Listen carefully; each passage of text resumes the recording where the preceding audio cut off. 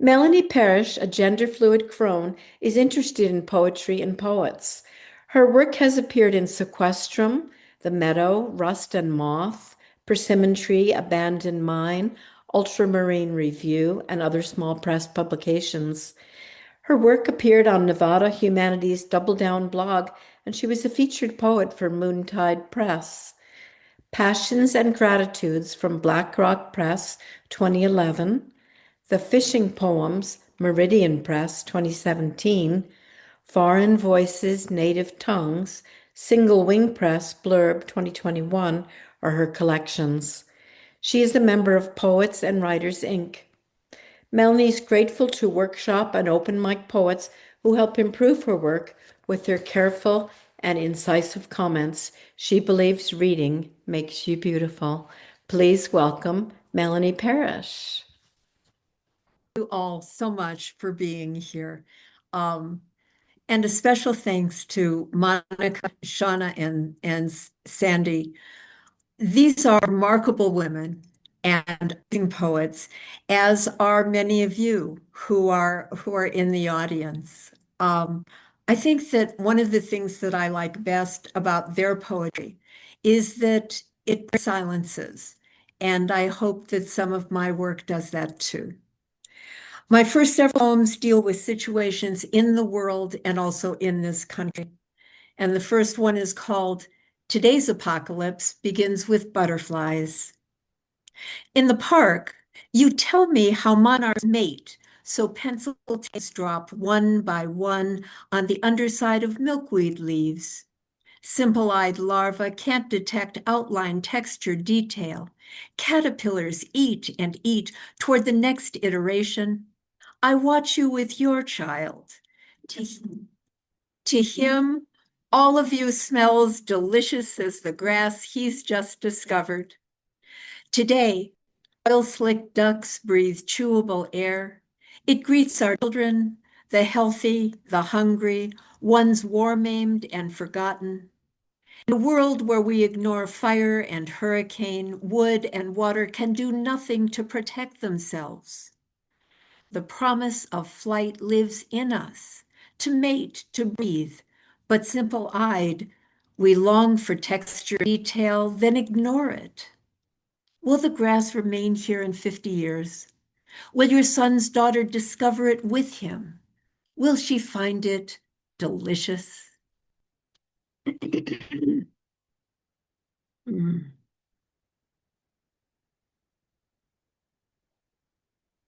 I'm being accompanied by thunderclaps. This poem I wrote in the early months after the Russian invasion of Ukraine. It's called From Reno and Bucha. Over the Virginia range, the sun slips up the wide sky, humbled by last night's pink moon, pleased with a part in it.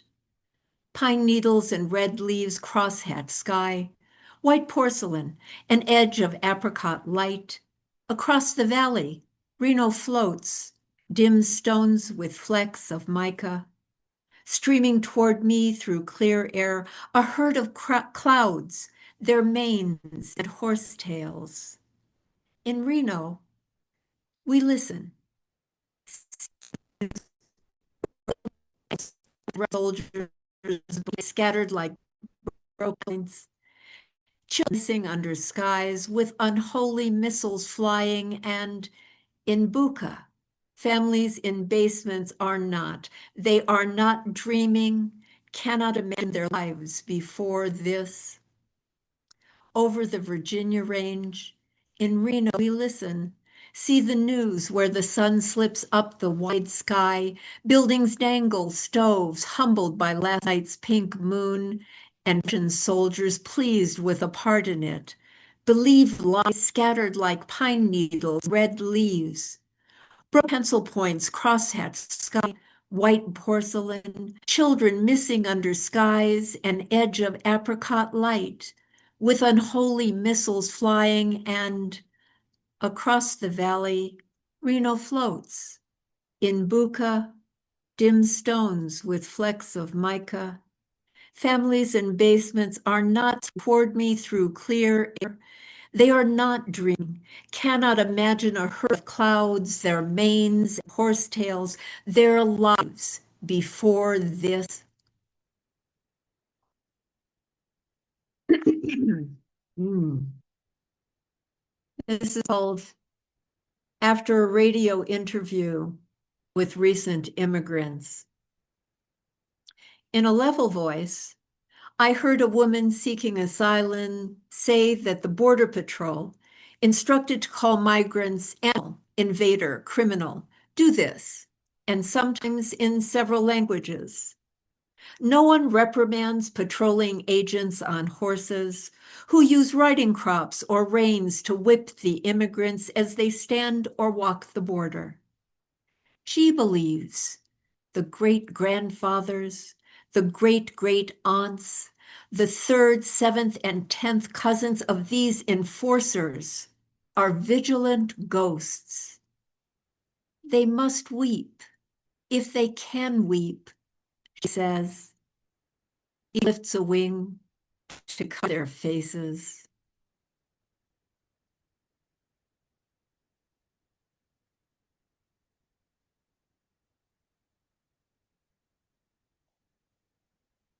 When the world gets to be too much, I write in different voices.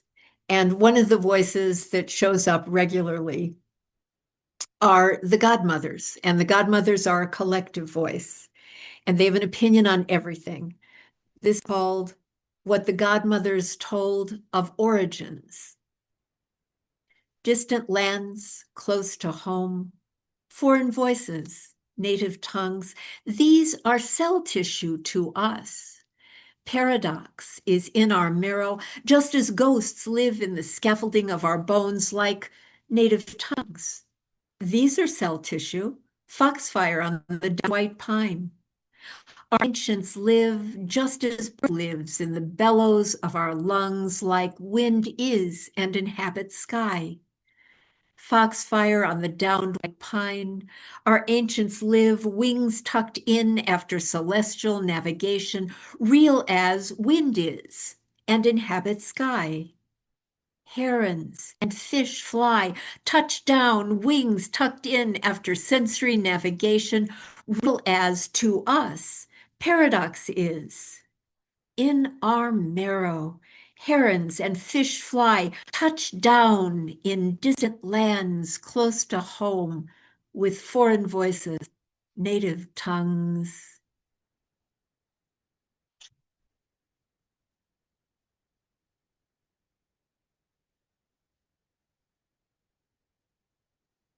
Another way to kind of balance difficult world, the almost constant sense of fear and horror is to talk about aspects of love, and the next several poems do that. This first one is called Come on Pantoum in a Kitchen. And as many of you know, a pantoum is a poem where certain lines are repeated in a certain pattern. And that happens in this poem. It also really helps me because some days I'm a lazy poet and I really only have to write half lines. Come on Pantoum in a Kitchen. Laughter, a proxy for sex, started at the kitchen counter with appetizer kisses and his tone like liquid smoke. Starting at the kitchen counter, between tearing romaine lettuce for salad and his tone like liquid smoke, we paused, smiled, checked the oven. After tearing romaine lettuce for salad, we sliced red dragon tomatoes, fed them to each other, then paused, smiled, checked the pork loin roasting at high heat. Red dragon tomatoes sliced their juice and thin skins on lips, while the pork loin roasted at high heat. So, finally, went to me. Juice and thin skins on our lips. No appetizer kisses this time while the pork loin sizzled. Then a proxy for sex wasn't needed at high heat.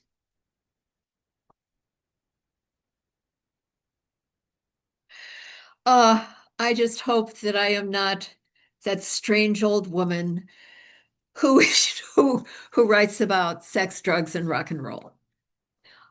This next poem is pretty explanatory. It's called When We Broke Up.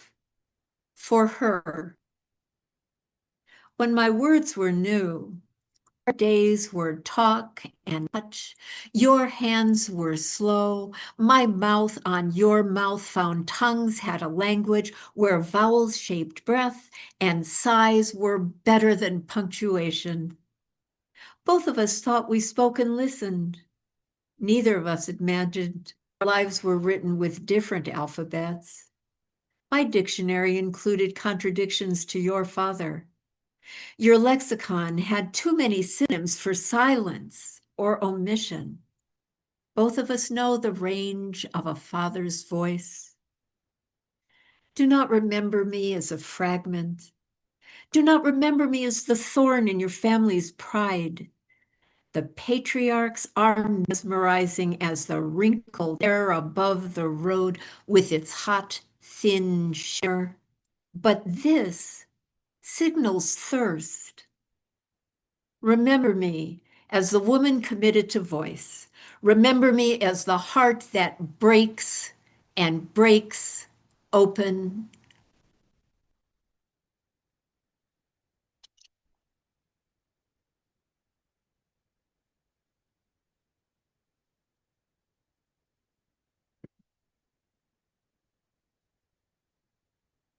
This is called In My Life, and it's for John. I could live listening to the Beatles, still fishing, hikes, snowshoes clamped on could carry me into February fields. I could live alone or with you, grow blue potatoes, cut kindling, tie flies. You are flesh and seasons and baritone eyes. We nap, breaths even, wake with words, without words, under a light quilt. Yes, look at us, undeniably here. We are old, and I could be living now, thinking of death as butterflies or mercy, while you do not think of death at all. Talk with your son. Our bodies promise surprise, a night with little sleep and still radiant the next day, an uncharted fall without fracture, the red taste of tomatoes garden grown. The Heart's Eye, John Lennon, the slow soul's conference call with saints all guide me. I could live my bare feet in your naked hands.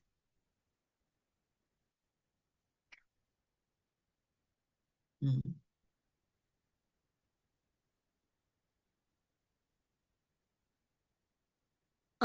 In this poem, like many other writers, I am looking at a particular and common phrase at a moment in time. It's called, "How are you?" Today, I anticipate time with poets where several have sharp cheekbones, wary smiles, and grim high spirits that fuel dark humor. The price of eggs, flag-draped coffins, a child shot. How am I? I'm a doll's face squeezed into a loaf of flesh. My spirits lift and dip, eager and tough as a falcon falling like a fist out of the new sun, like a dervish, all and gone in the whirling. Ghosts from stories and ancestors watch. I dream I tell the group, art is nakedness. You have to be free to decide when you're comfortable with it and with whom. The others nod. We share a burly, broken world, chins heavy with loss, not bitterness yet. Right now, I am shaken like a good line break.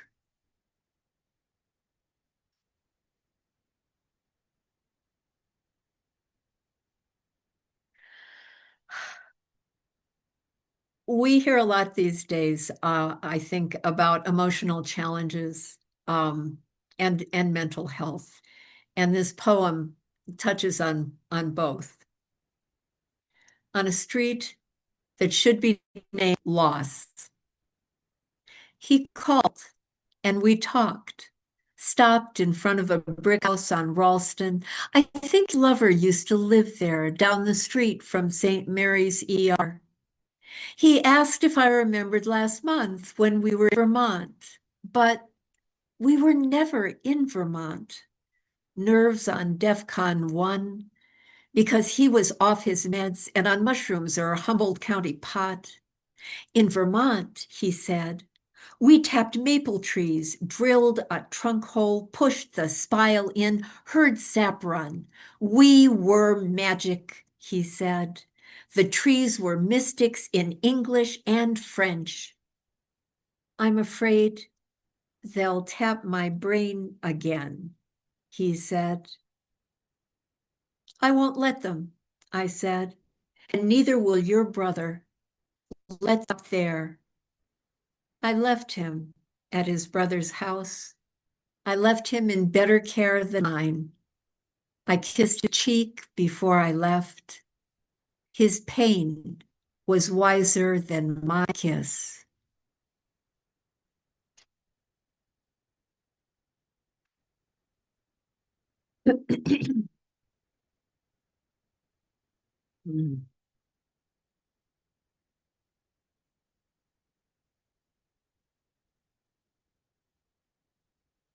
Like everyone, you lose people that you love. And about a decade ago, I started losing friends to illness and accident. And this is about a recent and particularly difficult loss. It's called Apparition at the Edge of the World. Hawks cry, the pen dog barks, breaks the bud of silence, and the murmur of leather on stone echoes my ordinary sorrow. Yesterday's small cruelties are forgiven under weedy clouds that crest and fold like river waves. Last night, a long ago lover died.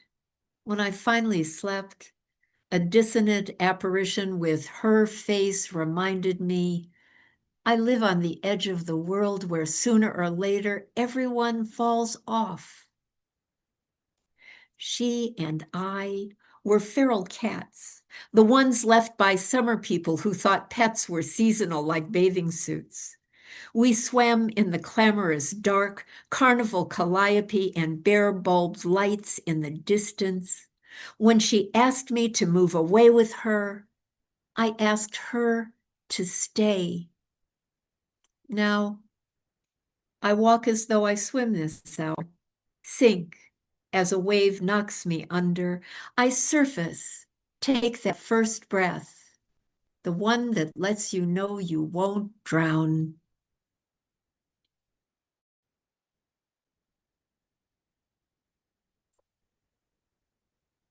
I am going to skip this next poem and instead take the brief time to acknowledge all of these other poets who helped me with my work, a number of whom are here. And because I don't have the screen in front of me, I'm afraid to name them because I don't want to leave anybody out.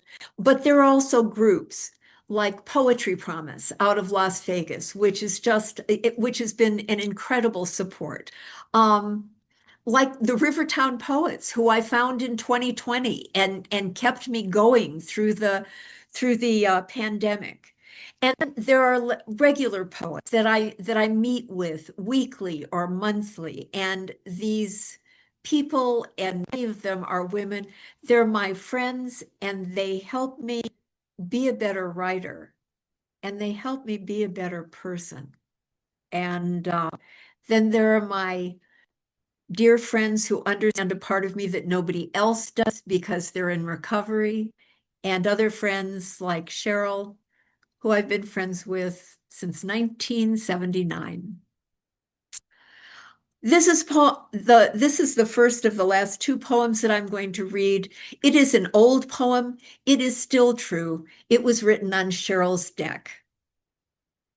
Failed poems. Last week, I wrote only failed poems, and in verse both free and blank, in words that formed no form at all. There were no lines I could see worth stealing. Inverse image snapped and snapped, builded verse not versed in much at all. How's that for specificity?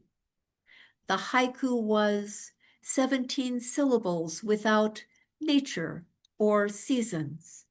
The haiku was just 17 leaves without stem, drifting on no pond. The sonnet by Will Shakespeare locked its rhyme. In each and every line, the meter shone.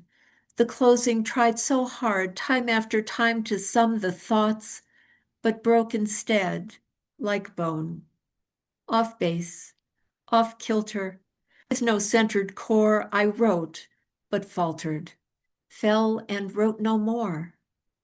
Today, I try again. Watch my sister's cat, her gold eyes studded with onyx ovals, smooth with meaning. She paused the patio glass in 2/4 time for 16 measures and stops, like this line, waits, like any poem, for the way out.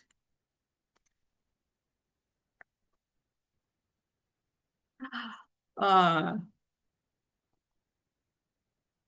You are all so marvelous to be here. Thank you. This is the last poem. It is a lighthearted look at death and life. And at 78, I spend a whole lot of time talking about death. So, a closer look. I could die with a limp, bleeding gums, a prayer near a counterspill shaped like the Virgin of Guadalupe. I could die of hives with a phone that tells time, or I'm shot on a city corner in the gut, a middle-aged man in Armani feeling for a carotid pulse with 2 fingers. Nothing, he says. See me there? My battle-born face gone gray, my lip blue in silent civil war. Ice agents on the street near Our Lady of Perpetual Sorrow. I could die now, woman with scalpel and femoral artery, awake to the body's collage of synapse, cartilage, bone. But I live. Sea and beach, creek and tree crown, sagebrush and ash. My heart is in sync with riffs and rivers. Now it is jazz. Now it's rain. Now it is free verse. Thank you.